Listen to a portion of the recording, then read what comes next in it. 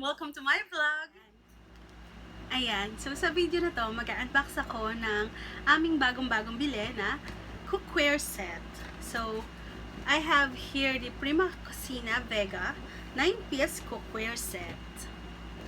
So, bakit nga ba namin ito nabili? Actually, it was a random decision nung nagpunta kami sa mall and sabi ko na nga lang, anniversary gift na lang. Nakalusot naman. Pero ang talagang selling price nito sa amin, selling factor, makikita nyo mamaya.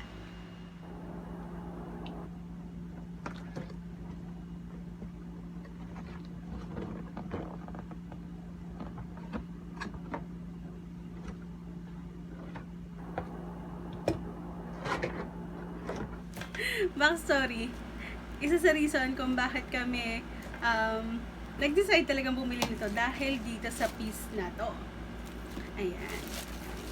Kasi sabi naman, uy, parang parang maganda siyang lutuan ng pansit canton at saka noodles. Kasi parang kaming nahihilig ngayon sa Korean series, so syempre sila doon, lagi silang luto ng mga noodles. So parang maganda siya. So yan. So this is a Prima Cucina.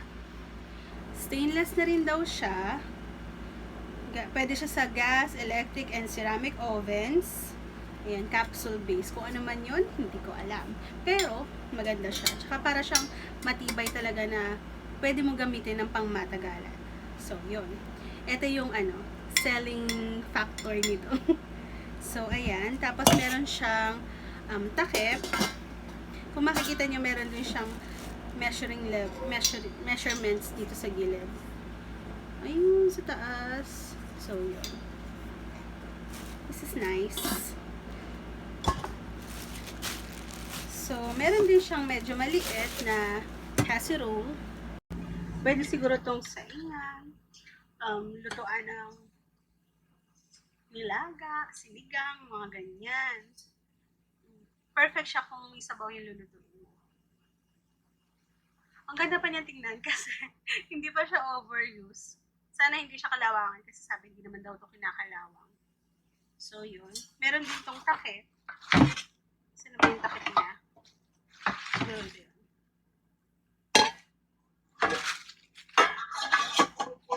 Ayan. It's a match. O, diba?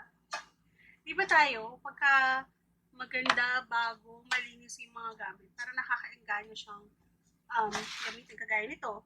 Bagong cookware set, baka naman sakaling sipagin na ako magluto. Alright.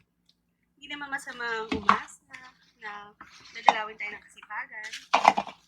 Anyway, here's the next piece. This is another kaserola. Kaserola lang din naman talaga ito. Ayan. So, mas malaki siya. Ayan.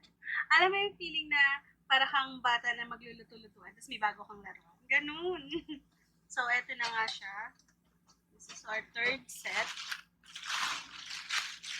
And our fourth set is a much bigger size ng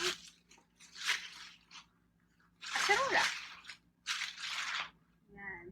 So, siguro perfect na to pag kami mga handaan. Ayan. Natawa ako kasi nung pinakita ko to kay Ate Ruth, ganito rin pala yung brand na gamit nila dun sa UK. So, matagal na nga daw yung ginagamit.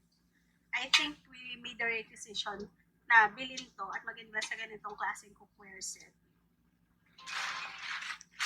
And, eto, may takip din siya. Actually, medyo mabigat siya. So, this is our fourth set.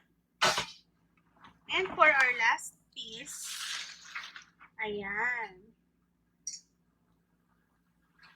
Para siyang pinasosyal na kawali. So, yun. Prima di kasi. Ang sarap i-grip nung kamay dito sa handle niya.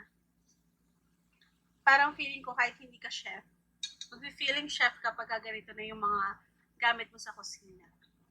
So, basically, ito lang siya. 5-piece set. Daming kalat.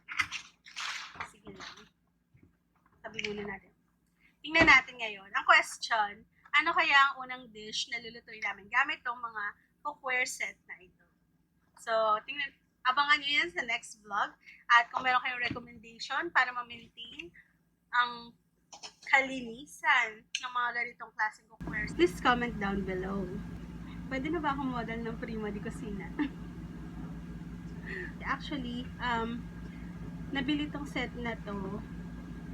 Ito na yung parang pinaka anniversary gift namin for each other. Kasi nga, hindi kami nakapag out of town trip ngayon like we used to dahil nga sa pandemic. And nag-invest na lang tayo sa magandang cookware set.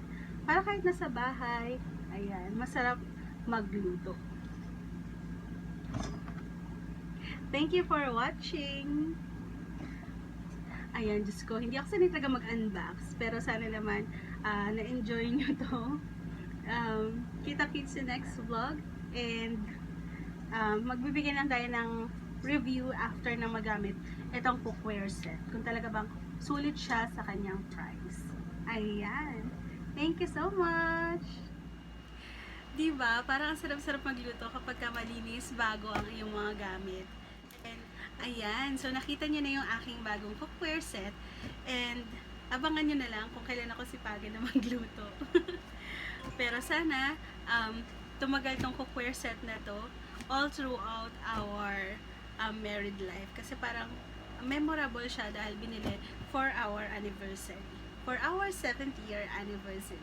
So yun, happy cooking everyone, and I hope if you are new to my channel, please don't forget to like, comment, share, subscribe, and hit that notification bell para naman ma-update kayo sa aking next videos.